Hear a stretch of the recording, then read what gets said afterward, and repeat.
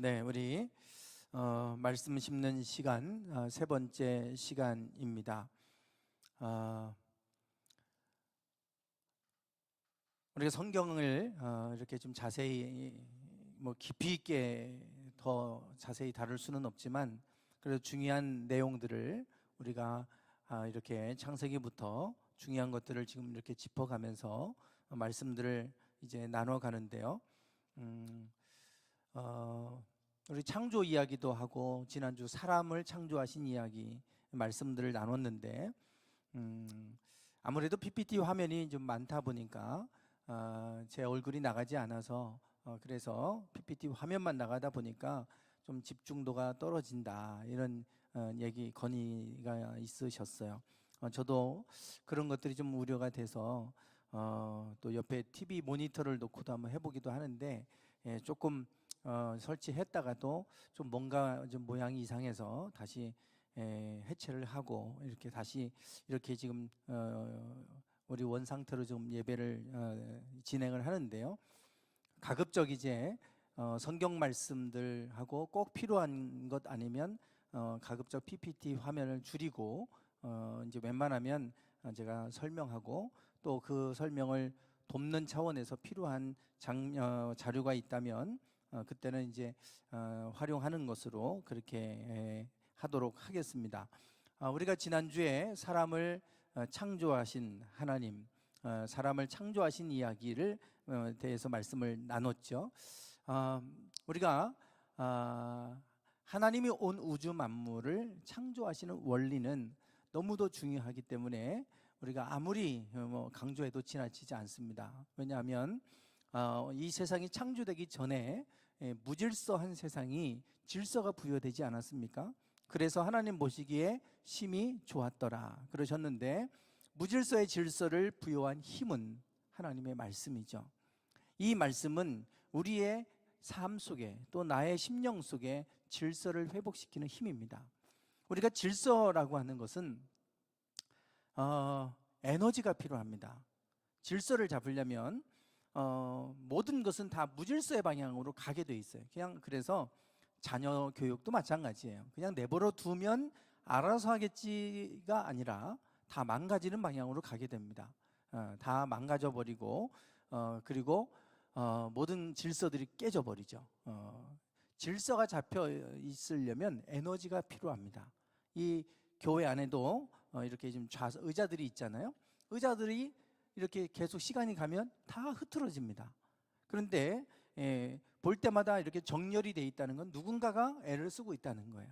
누군가가 이거를 계속해서 줄을 맞추고 있고 또 청소하고 있고 질서가 잡히려면 에너지가 들어갑니다. 그러니까 우리가 귀찮아서 가만히 있으면 그냥 편한 대로 가다 보면 다 엉망진창이 되는 거예요. 집도 그렇고 교회도 그렇고 사회도 그렇고 나의 마음도 그렇고 다 그냥 우리가 게으른 마음으로 편하게 하다 보면 다 망가지는 쪽으로 갑니다. 그래서 질서를 잡으려면 어마어마한 에너지가 들어가게 돼 있어요. 하나님이 질서를 지금 이렇게 부여하셨는데 그 힘이 말씀이었어요. 이것이 창조의 원리고 또 우리 안에서 이 질서가 회복되는 것이 이 말씀에 있습니다. 그래서 자녀들을 우리가 교육할 때도 양육할 때도 아무리 얘기해 보세요. 우리 말로 하면 잔소리라고 그럽니다. 그를 나를 위해서 하는 말이지 이렇게 받아들이기보다는 잔소리라고 생각을 해요. 그래서 아무리 얘기하고 자꾸 얘기하면 귀찮아 여기고 귀를 닫아버리잖아요. 그래서 자꾸만 삐딱하게 잘못된 방향으로 가게 되는데 하나님의 말씀이 들어가면 감옥에 있는 살인범들도 변화됩니다. 성경을 집어넣어 주잖아요. 그들이 변화되잖아요. 나올 때 그런 것들을 보면 이게 세상으로 힘으로 할 수 없는 일이 하나님의 말씀으로 이루어지는 일이 얼마나 많은지 몰라요. 그래서 이 질서를 부여하는 힘은 하나님의 말씀이에요. 말씀. 그리고 질서를 부여하는 힘뿐만 아니라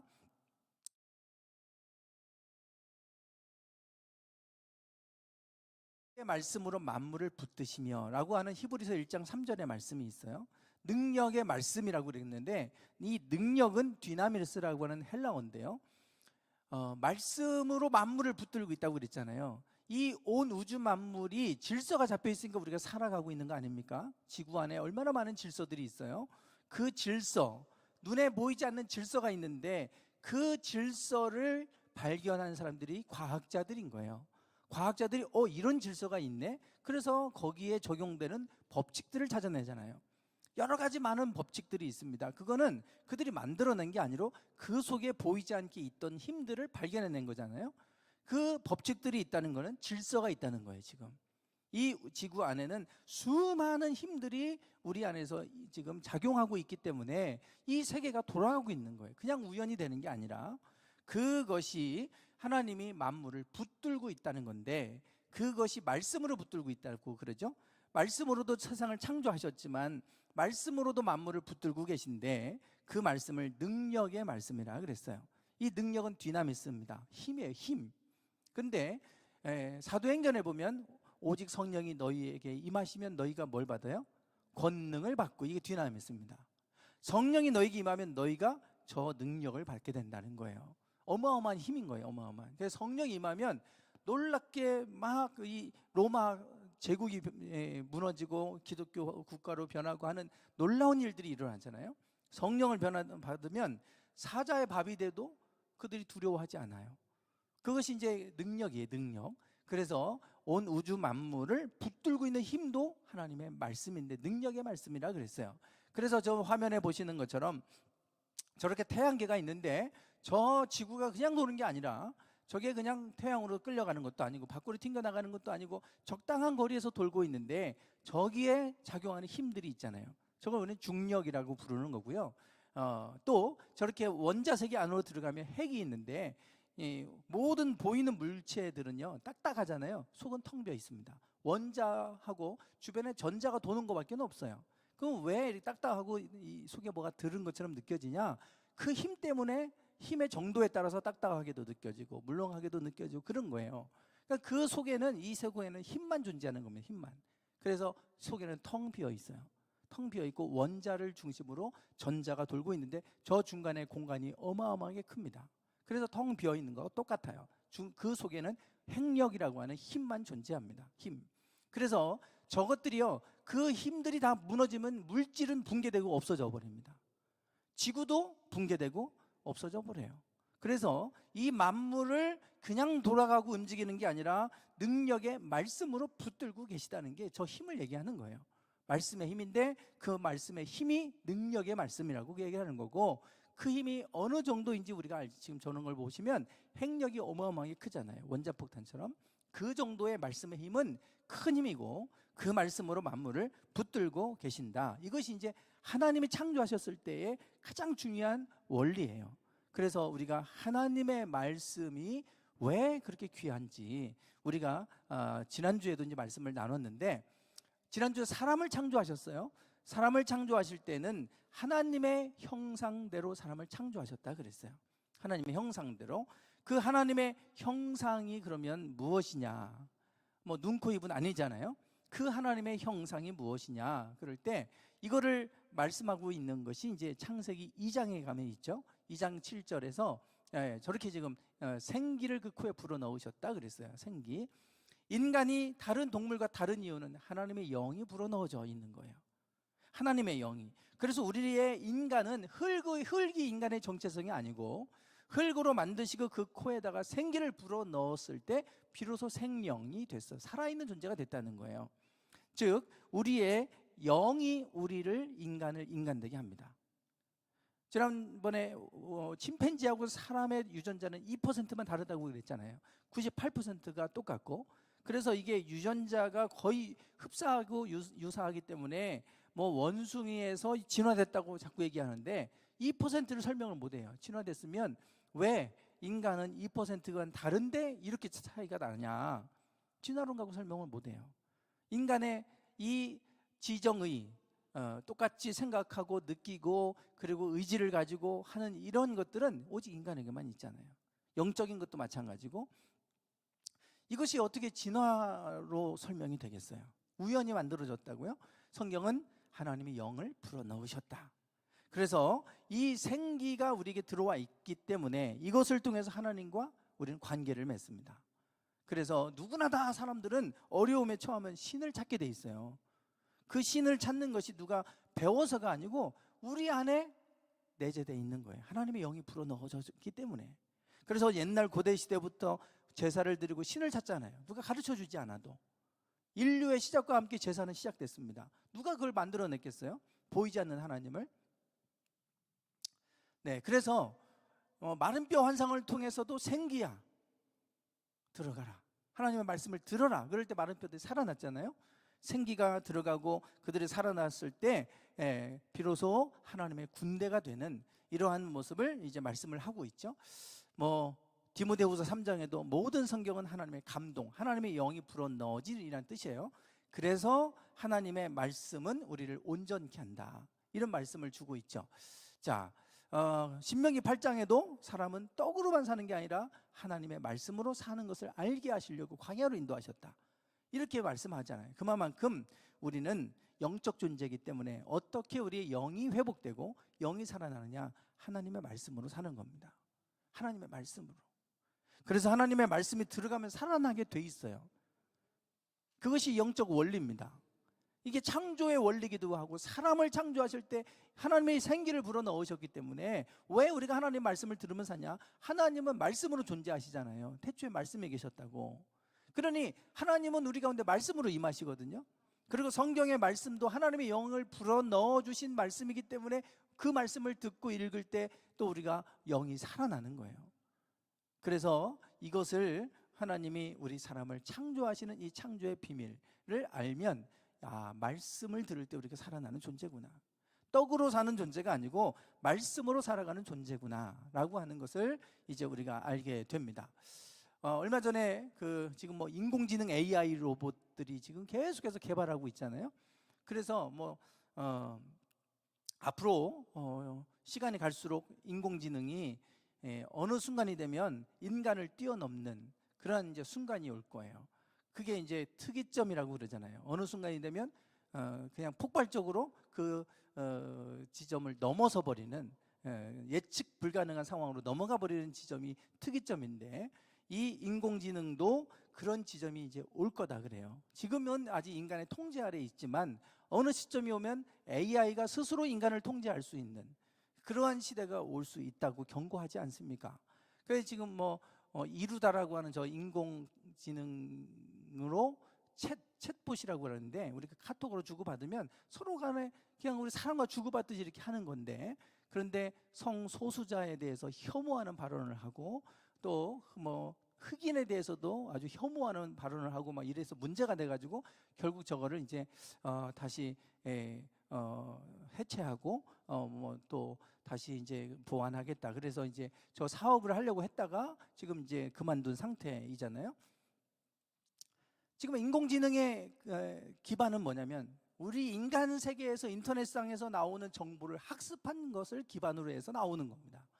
그러니까 학습되지 않은 거는 이제 나중에 학습된 것을 근거로 나오기 때문에 우리가 인터넷상에서 잘못된 것을 학습하면 잘못된 게 나오는 거겠죠. 그래서 우리의 인공지능도 이제 결국 학습에 기반을 하는데요. 우리가 하나님에 대해서 전혀 경험하지 못하는 하나님을 어떻게 만들어내겠어요? 인간 안에 하나님의 생기를 불어넣으셨고, 그래서 그것이 우리 안에 본능적으로 있기 때문에 그걸 통해 우리는 이제 하나님을 만나고 또 하나님을 찾게 돼요. 이게 이제 창조 이야기입니다. 즉 그 안에는 하나님이 창조하셨다. 태초를 하나님이 창조하셨고, 사람도 하나님 창조하셨고, 사람 안에는 하나님의 형상이 있어서 하나님과 교제를 나눌 수 있게 하셨고, 그것이 이제 말씀을 통해서 우리가 살아갈 수 있게 하시는 이와 같은 영적 진리들을 우리에게 말씀해 주고 있습니다. 자, 이제 오늘 두 나무의 이야기를 좀 하려고 합니다. 두 나무 이야기, 중요한 이야기죠. 이 이야기를 하기 전에 제가 계속해서 창세기 말씀을 나눌 때마다 강조하는 것들이 바로 뭐냐면, 지금 아담부터 아브라함까지, 아담부터 노아까지, 누가 누구를 낳고 몇 세에 누구를 낳고 몇 세에 죽었다, 이런 얘기도 쭉 나오잖아요, 족보에. 그것들을 쭉 다 더해 봤어요. 더해 보면 저기서부터 아담부터 이제 노아까지가 있고 홍수까지가 있는데, 여기가 노아까지의 나이를 다 더해 보면, 성경상에 있는 나이만 더하면 저기가 1056이 됩니다. 즉 아담으로부터 노아는 1056년 인물이에요. 그때 노아가 태어난 거예요. 1000년이 지나서 노아가 등장하고요. 그리고 홍수 심판은 노아가 600세 때에 일어납니다. 그래서 600을 더하면 1656이 되겠죠. 예, 저때 노아의 홍수 심판이 있게 됩니다. 자, 그리고 나서 셈, 함, 야벳이 태어나고요. 그 나이들이 또 나와요. 그래서 그 나이들을 쭉 더하면 이제 홍수까지가 1656년이라고 했잖아요. 그럼 이제 아브라함까지를 쭉 나이를 더해보면 352년이 됩니다. 그러면 아담부터 아브라함까지 저걸 두 개 합치면 2008이 돼요. 그러니까 2008년이에요. 그래서 아브라함부터 예수님 오실 때까지 우리는 구약시대라 부르고, 예수님부터 지금 우리는 신약시대를 살고 있어요. 그 이전에를 원역사라 이렇게 셋으로 나누는데, 구약시대가 아브라함부터 창세기 12장부터 말라기까지 2000년이고 예수님부터 지금까지 2020년입니다. 그러니까 2000년이 2000년 이렇게 텀이 되는데, 아브라함까지 2008년이라고 했잖아요. 약 2000년인 거죠. 그래서 지금 원역사, 구약시대, 신약시대 이렇게 지금 셋으로 나눠지게 되는데요. 요 원역사 2000년의 긴 역사를 기록하고 있는 게 창세기 1장부터 11장까지입니다. 창세기. 그러니까 이 긴 역사를 창세기 1장부터 11장에 담고 있으니 가장 중요한 것을 담고 있다는 거예요. 그러면 창세기 1장부터 11장에 무슨 내용이 담겨 있느냐? 저기를 보면 간단합니다. 여기에는 세 가지가 담겨 있는데, 하나님 창조하신 얘기 나오고요. 그 다음에 인간이 타락한 얘기예요. 선악과, 이제 오늘 나눌 선악과 얘기고, 또 하나는 가인이 아벨을 쳐서 죽이는 제사의 실패 이야기. 이 두 가지 타락 나오고, 그 다음에 홍수 심판 얘기로 넘어갑니다. 거의 홍수 심판과 관련된 얘기고요. 바벨탑 사건은 홍수 이후에 인류가 퍼져나가면서 아브라함이 등장할 때까지 인간이 또 타락해가는 과정을 잠깐 보여주는 게 바벨탑이에요.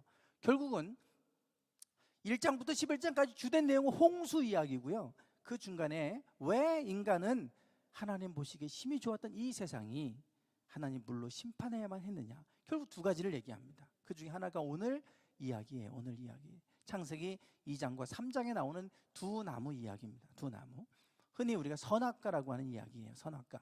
자, 오늘 그 이야기를 좀 할 건데요. 되게 이제 우리가 선악과 얘기를 하게 되면 사람들이 창세기 3장 이야기하면 자꾸 선악과만 얘기합니다. 선악과. 근데 제가 제목을 두 나무라고 그랬어요. 그러니까 선악과만이 아니라 에덴 동산 중앙에는 두 그루의 나무가 있었다 그랬잖아요. 두 그루의 나무가, 우리가 자꾸 선악과만 얘기하고 하는데, 에덴 동산 중앙에는 또 하나가 있었어요. 선악을 알게 하는 나무도 있었지만 무슨 나무가 있었습니까? 생명나무가 있었어요. 생명나무. 자, 생명나무가 있었는데 그 생명나무와 선악을 알게 하는 나무, 이 두 그루가 있었어요. 그래서 우리가 알아야 될 건, 지금 이 두 나무 이야기를 통해 저는 네 가지를 좀 우리가 생각을 해볼 건데요. 첫 번째는 뭐냐면, 두 나무가 있었는데 하나는 먹어도 되지만 하나는 먹지 말라고 하셨어요. 선악과는 먹지 말아라. 그러나 생명나무는 먹어도 좋다고 하셨어요. 자, 이게 이제 창세기 2장 9절에 나오는 말씀입니다. 여기 보면 하나님 에덴 동산을 만드시고 각종 실과를 맺는 나무들을 만들어 놓으셨잖아요. 그리고 동산 가운데는 두 그루의 나무가 있었죠. 생명나무와 선악을 알게 하는 나무도 있더라. 동산 중앙에 있다고 하는 것은 상징적인 의미입니다. 매우 중요한 거예요. 자, 그러면 선악과만 중요한 게 아니고요. 생명나무의 열매, 영생하는 이 생명나무도 거기에 있었어요. 근데 우리는 자꾸만 선악과만 얘기해요. 선악과만 하나만 자꾸 얘기하는데, 사실은 그 가운데는요 생명나무도 있었어요. 그런데 하나님이 다 먹어도 좋다고 하셨어요. 다 먹어도. 그러나 선악과는 먹지 말아라. 그거 먹으면 반드시 죽는다. 이렇게 지금 말씀을 하고 계시죠. 하나님이 먹어야 될 것은 다 먹어도 좋다고 했어요. 임의로. 그러나 하나는 먹지 말아라. 그게 선악과입니다. 하나님께서 왜 선악과를 만들어서 못 먹게 해서 인간으로 하여금 타락하게 했느냐, 뭐 이런 얘기합니다. 만약에 하나님이 만들어 놓고 먹을 줄을 몰랐다면 하나님은 전지전능한 분이 아니기 때문에 하나님이라고 말할 수 없는 거예요. 그걸 몰랐다면. 그 하나님은 전지전능하는데 그것도 모르고 그걸 만들었어? 이렇게 이제 얘기하는 거고, 만약에 먹을 걸 알면서도 또 그걸 만들었다. 그러면 하나님 책임이죠. 먹을 걸 알면서도 못 먹게 하고 그거를 한가운데 아예 못 먹게 막아놓든지.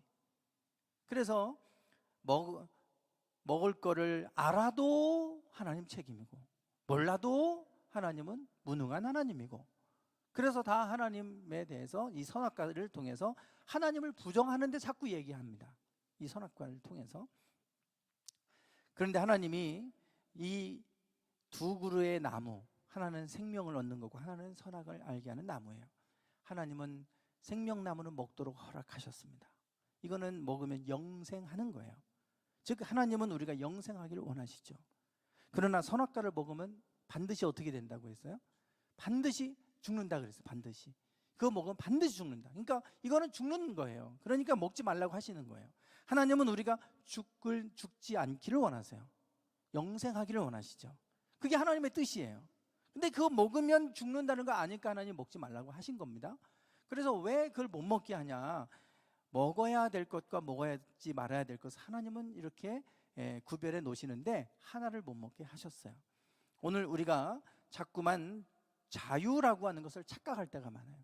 내가 다 해야 된다, 먹고 싶은 대로 다 먹어야 된다, 이걸 자유라고 생각하는데 그건 자유가 아닙니다.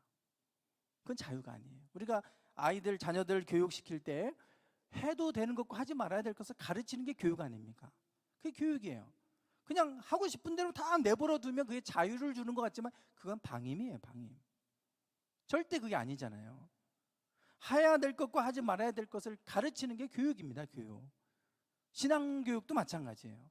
하나님 안에서 내가 해야 될 것과 하지 말아야 될 걸 가르치는 게 신앙교육이잖아요. 어떻게 다 내 마음대로 하겠습니까? 세상이 다 자기 하고 싶다고 살면 세상이 뒤죽박죽이 될 거예요. 자유는 제한되어져 있을 때, 자유가 제한될 때 자유가 되는 겁니다.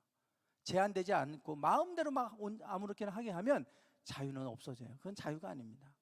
자유는 제한된 범위 안에서의 자유예요.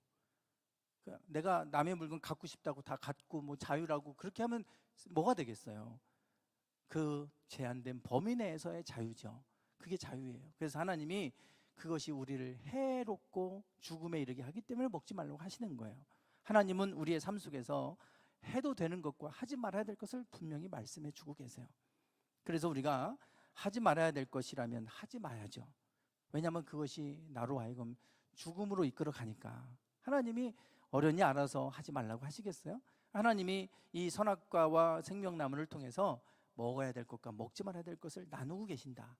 그래서 정한 음식, 부정한 음식 나중에 나누게 되는데요. 율법에 가면 그것도 마찬가지예요. 자, 두 번째는요. 선악과를 자꾸만 얘기하는데 하나님 못 먹게 한 것은 오직 몇 개예요? 한 개밖에 없어요.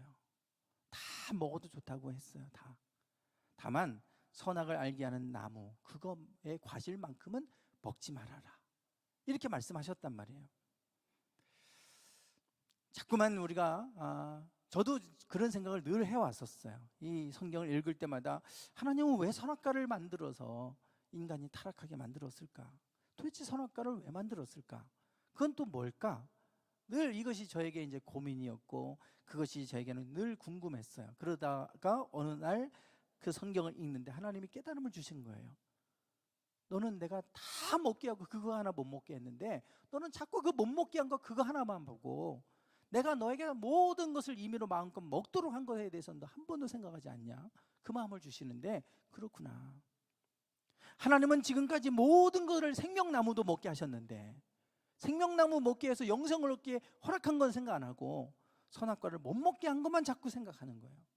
그걸 생각하는 순간부터 우리의 하나님에 대한 불신이 생기게 되고 불행해지는 거잖아요. 그래서 사단은 이것을 보게 한 겁니다. 사단은 3장 1절에 가면 뱀은 여호와 하나님이 지으신 들짐승 중에 가장 간교했다 그랬어요. 그래서 어떻게 했냐면 여자에게 이렇게 묻잖아요. 하나님이 참으로 너희에게 동산 모든 나무의 열매를 먹지 말라고 했냐? 지금 아무 생각 없이 그냥 그거 바라보지도 않고 먹지 말라고 했으니까 당연히 안 먹는 거지 하고 있었는데 사단이 와가지고 뱀의 모양으로 나타나서 야, 너 하나님이 이거 다 못 먹게 했냐? 이렇게 하면 유도 질문한 거예요. 아니야, 다 먹어도 되는데 요 선악을 알게 하는 나무의 과실만큼은 먹지 말라고 했어. 먹으면 죽을지도 모른대. 이렇게 하면서 선악과에 대한 관심을 갖게 하는 거예요. 하나님 못 먹게 한 거 그거 하나. 이것이 인간을 불행하게 만드는 겁니다. 하나님이 우리에게 참 주신 게 얼마나 많아요. 하나님이 나에게 각 사람에게 주신 게 참 많거든요. 근데 그거는 안 보고 자꾸만 나에게 없는 것만 바라보고 살아갑니다. 이게 이제 결핍의식인 거예요. 얼마나 많은 것을 갖고 있어도 여전히 결핍의식 갖고 살아가는 분들이 얼마나 많은지 몰라요. 그건 불행하죠. 그러나 하나를 갖고 있어도 내가 그거를 볼 수 있고 그거를 바라보고 살아가는 사람은 행복한 사람입니다. 아무리 많은 걸 갖고 있어도 나보다 더 좋은 거 갖고 있는 사람 바라보면서 불행해하는 사람들, 영원히 불행할 수밖에 없잖아요. 자기가 1등 되지 않는 한 세계에서. 사탄은 그래서 자꾸 나에게 없는 거 보게 해서 원망하게 하고 불평하게 하고, 왜 하나님은 나를 이렇게 만들어서, 왜 하나님은 나를 이렇게 태어나게 해서, 왜 하나님은 나를 이렇게 살게, 이런 일을 하면서 살게 나를 이곳에 이렇게 보냈을까, 이 생각하면서 자꾸 불행하게 생각해요. 하나님이 지금까지 살아오는 동안에 우리 안에서 행하신 일들이 얼마나 많은데 그것을 못 보게 하는 거예요. 그래서 이 하나님은 우리에게 못 먹게 한 거는 딱 하나고 나머지는 다 먹게 하셨어요. 그러니까 이제 관점을 좀 바꿔야 돼요. 선악과에만 자꾸 집중하고 집착하면 나아지는 게 하나도 없어요. 그거 생각한다고 해서 나아지는 게 없어요. 그러나 그게 아니라 하나님이 나에게 주신 것을 보면, 그러면 선악과의 문제는 한순간에 해결되어 버렸어요. 저는 그것 때문에 하나님이 선악과에 대한 답을 주시기 전에, 왜 너는 자꾸 선악과에만 매여 있냐, 내가 너에게 생명나무도 먹게 했고 다 먹게 했는데, 그것으로 생각을 싹 바꿔주시니까 더 이상 선악과는 제게 아무 문제가 안 되는 거예요. 하나님은 오늘 우리에게 참 주신 것을, 많은 것을 주셔서 그걸 보게 하시는 줄 믿습니다. 그걸 바라보기 시작하면 우리가 그동안에 걱정하고 염려하고 또 내가 열등의식 가지고 했던 것들은 사라져 버리는 거예요. 왜냐하면 하나님이 나에게 더 좋은 걸 주셨는데 그건 아무것도 아니죠. 그래서 이 선악과를, 우리가 이 이야기를 읽을 때마다 자꾸 선악과에 매이는 분들이 있어요. 걸려 넘어지는 분들이 있어요. 하나님이 영생을 얻을 수 있는 생명나무도 먹게 하셨다. 두 개 다 못 먹게 했으면 그런 생각 해볼 수도 있겠죠. 정말 중요한 거 두 가지 다 못 먹게 했으니까. 그러나 가장 중요한 거 두 가지 중에 하나는 먹게 하셨잖아요. 그게 영생이에요. 영생. 하나는 죽을 수밖에 없는 나무이기 때문에 먹지 말라고 하신 거죠. 세 번째로 우리가 지금 나눠야 될 것은 이겁니다. 영생에 이르는 방법이에요. 우리가 하나님을 믿고 예수님을 영접하고 이렇게 하는 이유는 결국 영생을 얻기 위한 거 아닙니까? 영생이 영생. 자, 그러면 영생에 관한 얘기가 지금 이 두 나무 안에 있잖아요. 우리가 어떻게 하면 영생을 얻습니까?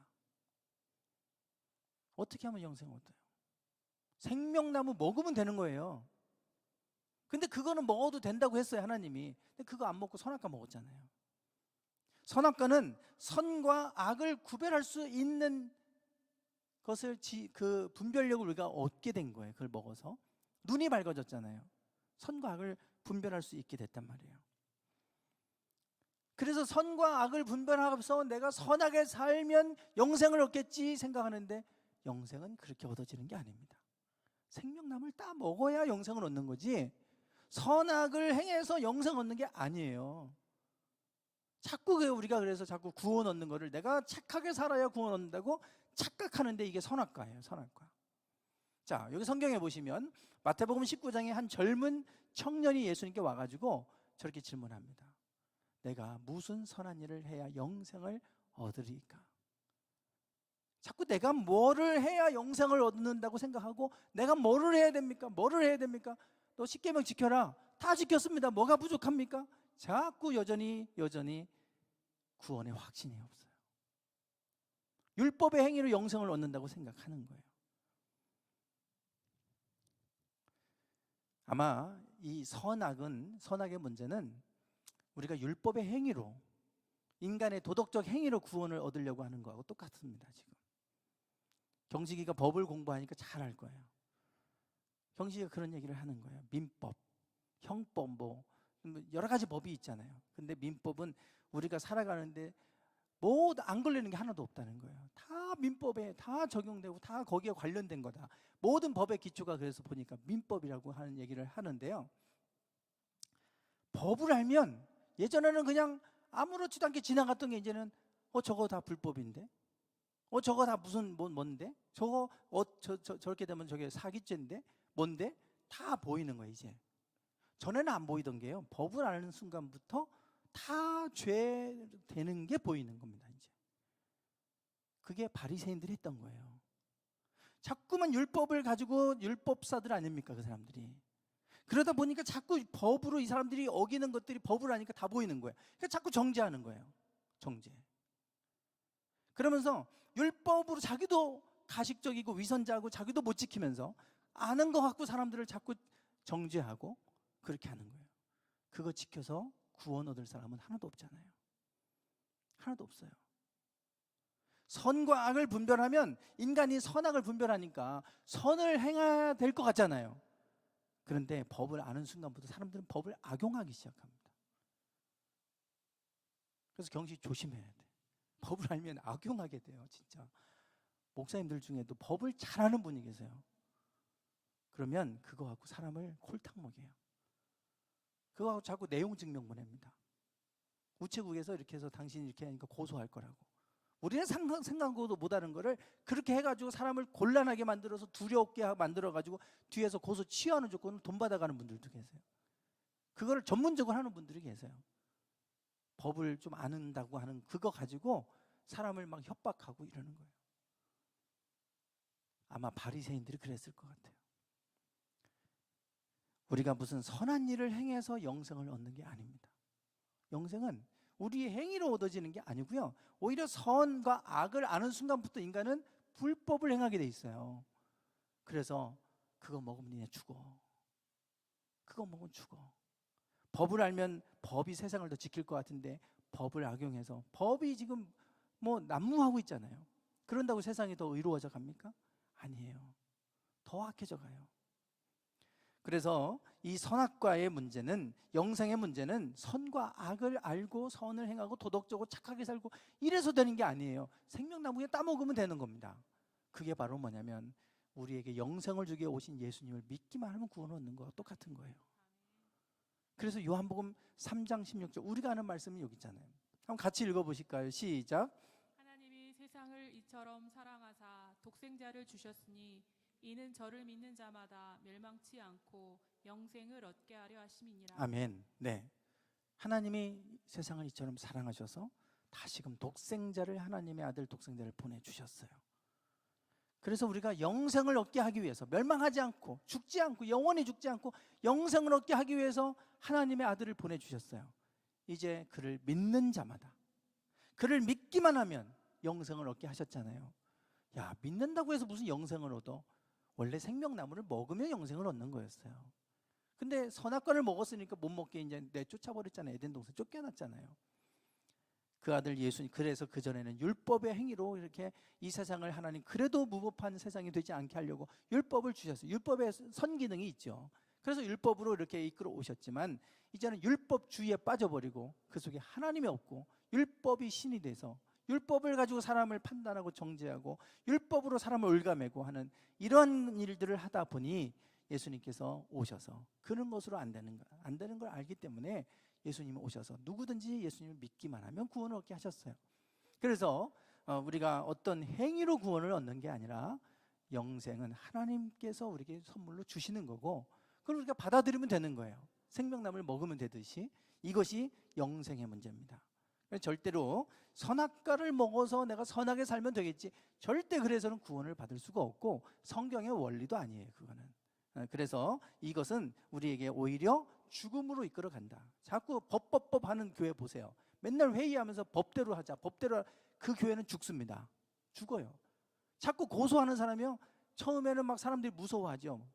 또 고소당할까 봐 저 사람한테. 그래서 그 사람을 되게 무서워하고 그 사람을 또 되게 이렇게 또 떠받들어 줍니다. 저 사람 괜히 또 비유 거슬리면 또 고소당할까 봐 그 재미로 막 하는 거예요.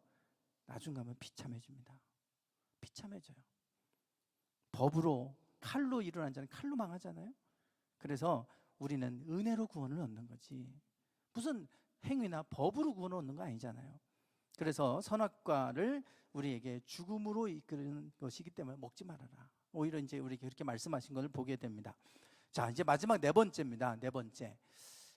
선악과를 먹은 후에 변화에 대한 얘기예요. 선악과를 먹은 후에 그들에게 변화가 있었어요. 두 가지의 변화가 있는데요. 자, 지금 창세기 3장 7절에 첫 번째 변화는 그들이 눈이 밝아졌어요. 그래서 자신의 벌거벗은 모습을 봤잖아요. 벌거벗은 줄을 알고 자기를 가리기 시작하죠. 부끄러움을 알게 돼요. 수치를 알게 됩니다. 그전에는 몰랐어요. 사실 수치심을 갖는다는 건 인간만이 가질 수 있는 거예요. 뭐 강아지들이 벌거벗고 다닌다고 막 창피해서 막 이러지 않잖아요. 아무 느낌도 없어요. 인간이 수치심을 느끼고 인간만이 부끄러움을 느끼는 존재예요. 인간만이 가지는 거예요. 이게 선악과를 먹은 다음에 사람에게 생긴 거예요. 그전에는 없었는데.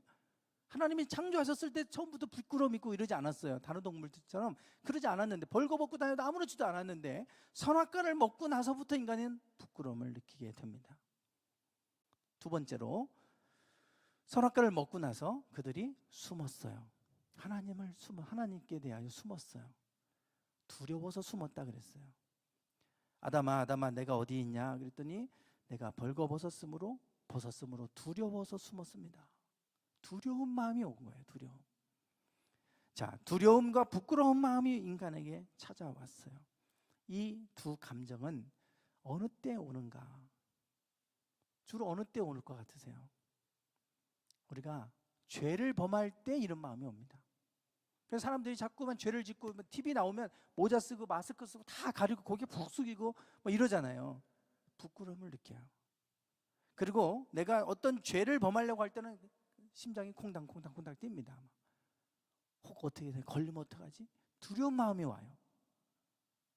이 두려움과 부끄러움은 하나님이 우리에게 주신 양심이에요. 양심. 선악과를 먹고 선과 악을 구별하지만 선대로 행하면 좋은데 인간은 선을 행할 수 있는 능력이 없어요. 악을 행한단 말이에요. 그래서 하나님이 우리에게 양심이라는 걸 주셨어요. 양심. 이 양심이 왜 중요한가요? 우리가 구원받은 사람으로서 우리가 양심을 가지고 살아야 돼요. 믿는다고 하면서 양심이 없는 행동을 하면서 살아가는 분들이 많잖아요. 그러니까 이제 욕먹는데, 하나님은 우리에게 양심을 주셨어요. 양심. 이 양심의 문제인데, 어떤 분들은 그럽니다. 예수님이 이 땅에 오시기 전에, 제가 신학교에서도 질문하는 게 그거예요. 예수님이 오시기 전에 살았던 사람들 있잖아요. 또 설령 조선시대 사람들이라도 예수님을 몰랐잖아요. 그럼 예수님이 몰랐던 그 사람들은 죽으면 천국 가냐 지옥 가냐 이렇게 물으면 다 지옥 간다 그래요. 왜 지옥 가냐? 예수님 안 믿어서 지옥 간대요. 그 사람들은 예수님을 몰랐는데, 예수님을 들어본 적도 없는데, 아니면 예수님이 이 땅에 오시기 전에 그럼 살았던 사람들은 어떻게 되냐? 그래도 예수님 안 믿어서 천국 지옥 간대요. 제가 논리적으로 생각할 때는 전혀 안 맞는 얘기거든요. 아마 교회 안 다니는 사람들 그런 얘기 해보세요. 그런 어거지가 어딨냐고 그럴 겁니다. 그런 어거지가 어딨어? 그래도 아니야. 그래도 예수님 믿어야 구원받는 거지. 안 믿었으니까 구원 못 받아. 하도 우리가 뭐 세뇌당하듯이 그렇게 얘기를 들어가지고 그런 식으로 얘기합니다. 성경에는 그렇게 말하지 않아요. 성경은. 자, 여기 로마서를 한번 보실까요? 로마서 같이 읽어보시죠. 2장 시작. 율법 없는 이방인이 본성으로 율법의 일을 행할 때는 이 사람은 율법이 없어도 자기가 자기에게 율법이 되나니, 이런 이들은 그 양심이 증거가 되어 그 생각들이 서로 혹은 송사하며 혹은 변명하여 그 마음에 새긴 율법의 행위를 나타내느니라. 아멘. 자, 여기 보시면 율법 없는 이방인에 대한 얘기 하잖아요. 본성으로 율법의 일을 행할 때, 이 본성, 그들은 율법이 없어요. 유대인들은 율법이 있으니까 율법으로 판단받으면 돼요. 법으로 우리가 심판받지 않아요. 유대인들은 율법이 있으니까 율법을 가지고 심판받으면 됩니다. 그런데 그러면 율법이 없는 이방인들은 어떻게 되냐? 본성으로 율법의 일을 행한다 그랬어요. 그 본성이 뭐냐면 양심이 증거가 된다 그랬잖아요. 양심이. 이 양심은 뭐냐? 마음에 새겨진 율법이라 그랬어요. 모세를 통해 주신 율법이 아니더라도 이미 우리에게는 마음에 새겨진 율법이 있는데 그게 양심이라는 거예요. 그것이 증거가 된다 그랬어요. 그 양심이 있어서 서로 혹은 송사하기도 하고 혹은 변명하기도 한다는 거예요. 송사한다는 건 소송한다는 거잖아요. 고소한다. 양심이 내가 죄를 범하려고 하면 너 그렇게 하면 안 되지, 송사하는 거예요, 양심이. 근데 한편으로는 또 내가 그래도 내 상황을 하나님이 아실 거야, 그러면서 그냥 죄를 범하잖아요. 변명하면서, 합리화하면서. 이 양심 속에서, 두 가지 속에서 우리가 죄책감을 가지고 그러면 안 되지 하고 하는 경우도 있고, 합리화해가면서 죄를 범하기도 하고 이러잖아요. 그들은 양심을 통해서 내가 뭐가 잘못됐는지 다 안다는 거예요. 율법을 몰라도, 법을 굳이 가르쳐주지 않아도 우리는 양심이라는 게 있어서 내가 뭐가 잘못된 건지 다 알아요. 우리는 왜 우리가 줄 서서 질서를 지키고 거기서 새치기 하면 안 되고 줄 서야 되는 것이 왜 이게 정의입니까? 왜? 그걸 누가 가르쳐 줬어요? 중간에 내가 껴들어가도 뭐 그게 왜 잘못된 거예요? 근데 우리는 말 안 해도 다 알잖아요. 그거 꼭 뭐 배워야 합니까? 안 가르쳐 줘도 다 알아요. 그게 우리에게 주신 양심이에요. 양심. 그래서 그 이방인들은 율법이 없어도 양심으로 이미 선과 악을 구별하고 있는데 그거를 따라서 살면 되는데, 그렇게 하지 않은 거에 대해서는 그것이 기준이 돼서 하나님은 그걸로 판단하신다 이거예요. 율법보다 양심이 훨씬 더 크죠. 율법 지키는 거는 적잖아요. 양심은 훨씬 더 큽니다, 범위가. 그러니까 원래 하나님은 선악과를 먹었을 때 양심을 주셔서 죄를 짓지 않고 살아갈 수 있도록 양심을 주셨어요. 두려움과 부끄러움을 느끼게. 그런데 양심도 어기고 자꾸 죄를 범하니까 너희가 최소한 이렇게라도 살아라 하고 율법 주신 거예요. 그게 십계명이고, 그 성경에 나오는 가난한 자들, 고아, 과부 이런 사람 학대하지 말고 억압하지 말고 그들을 베풀어주고 이자를 갚도록 하지 말고, 그리고 돈을 빌려줬으면 해가 지기 전에는 옷을 다시 돌려주고 뭐 이런 것들이 최소한 인간으로서 부모를 공경하고 하는 것들이 최소한 인간으로서 지켜야 될 것, 이런 것들이라도 너희는 지키고 살아라 이러고서 율법 주신 거거든요. 그런데 율법도 못 지켜요. 그러니까 우리에게 이제는 값없이 용서받을 수 있는 은혜로 예수님이 이 땅에 오셔서 그 은혜를 우리에게 주셨잖아요. 이제 은혜의 해가 시작된 거 아닙니까? 그래서 이제 양심에서 율법에서 은혜로 이렇게 지금 오는 거예요, 지금. 그래서 지금 우리는 이 선악과를 통해 양심이라는 걸 하나님이 지금 주시는 것을 보게 되잖아요. 자, 그러면 지금 베드로전서 3장 21절에서 양심과 관련된 매우 중요한 말씀을 주고 계세요. 한번 베드로전서 3장 21절을 한번 읽어보실까요? 시작. 물은 예수 그리스도의 부활하심으로 말미암아 이제 너희를 구원하는 편이 곧 세례라. 육체의 더러운 것을 제하여 버림이 아니요 오직 선한 양심이 하나님을 향하여 찾아가는 것이라. 아멘. 지금 여기는 세례가 뭔가에 대해서 지금 말씀해 주는 겁니다. 세례는 뭐가 아니래요. 육체의 더러운 것을 씻어버리는 게 세례가 아니다. 우리는 지금 머리에다가 이렇게 물을 떠서 이렇게 해서 세례 주잖아요. 원래 세례는 침례였죠. 물속에 완전히 들어갔다가 이렇게 빼냅니다. 그래서 침례교에서는 침례라고 그러잖아요. 침례 요한. 그게 성경적인 거였죠. 그러면 물속에 들어갔다가 나오는 이유는 우리 몸을 깨끗하게 씻으려고 하는 게 아니잖아요. 그게 아니라는 거예요. 그건 뭐냐? 선한 양심이 하나님을 향하여 찾아가는 것이다. 우리의 죽었던 양심이, 선한 양심이 하나님이 주셨던 선한 양심을 회복해가는 것이라는 거예요. 세례는. 내가 예수님을 믿고 새로운 피조물이 됐다고 하는 것은 내가 죽었던 나의 양심이 다시금 하나님이 새롭게 하셔서 선한 양심을 하나님이 다시금 회복하게 하는 것이 세례다 하는 거예요. 그러니까 우리가 세례받은 그리스도인이 됐다면 이제는 양심을, 법이 아니더라도 양심을 따라서 살아야 된다. 선한 양심을 따라서 살아야 된다. 그거 말씀하는 겁니다. 우리에게 그것이 구원의 조건은 아니지만 구원받은 백성이라면 그렇게 살아야 된다. 양심이 나에게 부끄러움을 느끼게 하고 두려움을 느끼게 하고, 그러면 양심의 소리를 듣고 양심대로 살아가도록 노력을 해야 된다는 거예요. 그게 우리 그리스도인으로서 마땅히 해야 될 본분이고, 세례는 그리스도인으로서 우리가 받는 세례는 선한 양심을 회복해 가는 것이다 라고 하는 것을 베드로전서는 우리에게 가르쳐주고 있습니다. 이제 마지막으로 디모데전서 1장 19절 말씀 같이 한번 읽어보고 말씀을 마무리하겠습니다. 시작. 믿음과 착한 양심을 가지라. 어떤 이들이 이 양심을 버렸고 그 믿음에 관하여는 파선하였느니라. 아멘. 네, 믿음과 착한 양심을 가져라. 여기도 이러잖아요. 어떤 사람들이 양심을 버렸대요. 그리고 그 결과로 믿음에 관해서도 파선했다. 자꾸 양심을 버리기 시작하다 보면 믿음도 무너집니다. 이게 같이 연결되어 있잖아요. 그래서 오늘 하나님이 선악과를 통해서 그들이 먹었을 때 그들이 죄로 인해 죽지 않도록 하기 위해서 선한 양심을 주셨어요. 양심이라는 것이 깨어나게 하셔서 이제는 죄를 지을 때마다 두려워하고 부끄러워할 줄 아는 마음 주셔서 그래서 죄를 범하지 않게 하셨어요. 그것이 오늘 우리에게 주시는 양심이고, 이 양심에 관련된 성경의 구절을 찾아보면 얼마나 많이 나오는지 몰라요. 그러니까 우리가 그동안 양심을 그냥 믿음으로 구원받는지 그러고서 양심대로 살지 않고 비양심적으로 살아가는 그리스도인들이 얼마나 많았습니까? 그래서 우리가 세상 사람들로부터 지탄을 받고 막 이랬는데, 성경은 그렇게 마음대로 살라고 얘기하는 게 아니에요. 구원을 받았으면 우리가 새 사람을 입었으니 거기에 합당하게 살아라.